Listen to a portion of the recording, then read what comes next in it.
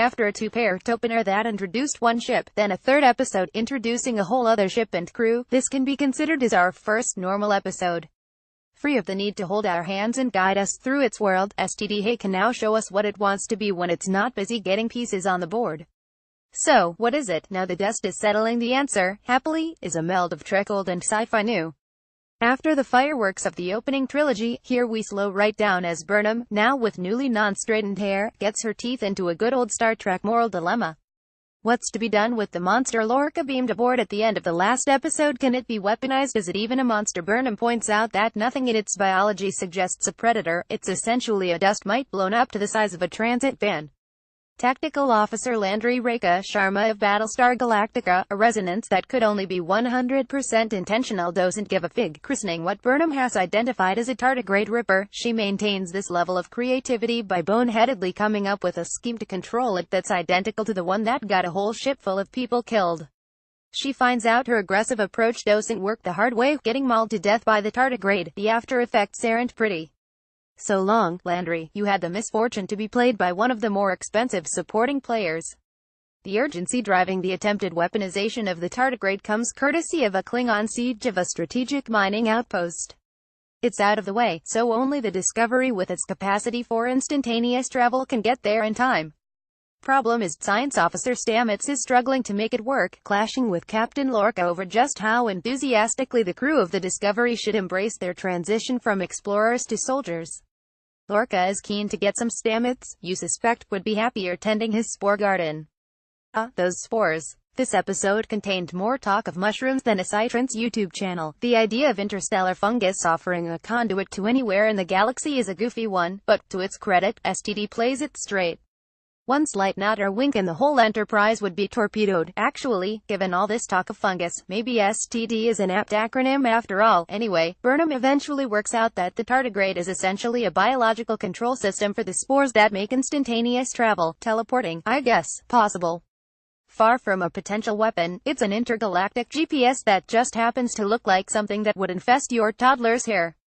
This is in fine Trek tradition. At this point, Picard would have retired to his ready room for some Gilbert and Sullivan, happy with a good day's work. That said, he would have sputtered into his Earl Grey if he saw how the tardigrade was subsequently treated. Probes are thrust into its body. It's clearly in pain, with Burnham salving her conscience by bringing it spores to feed on when it's back in its cage.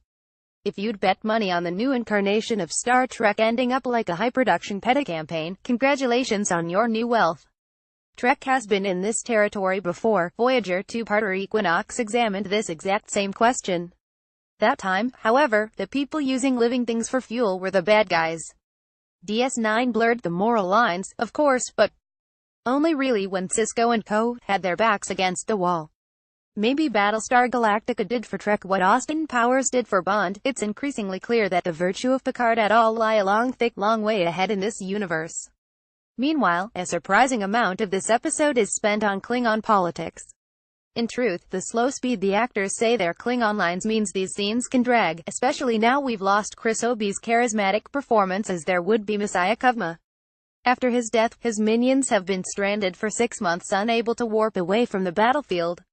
They're running short of food. We're even told Michelle Yeoh's corpse was eaten, and tempers are fraying.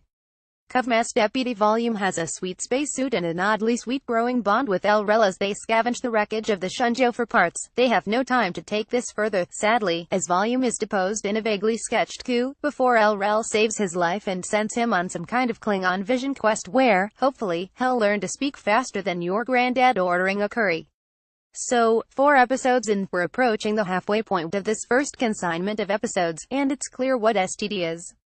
It's not 1990 anymore, sadly, and Trek has evolved with the times. One of the reasons Enterprise was such a miserable failure is that it felt dated right out of the gate, and Discovery is nothing if not contemporary, with a brand as weighty as they get. That's a pretty major achievement. Now, however, Discovery needs to do more than justify its own existence. There are hints of places to go in the supporting cast. We got our first sighting of Wilson Crew's Dr. Culber this week, in a brief performance that nevertheless stood out, and Jason Isaacs is visibly having the time of his life as the disciplinarian, gung-ho Captain Lorca. The foundations are solid and have been shored up. It's going to be exciting to see where this particular trek will take us. More about Star Trek Discovery CBS reuse content.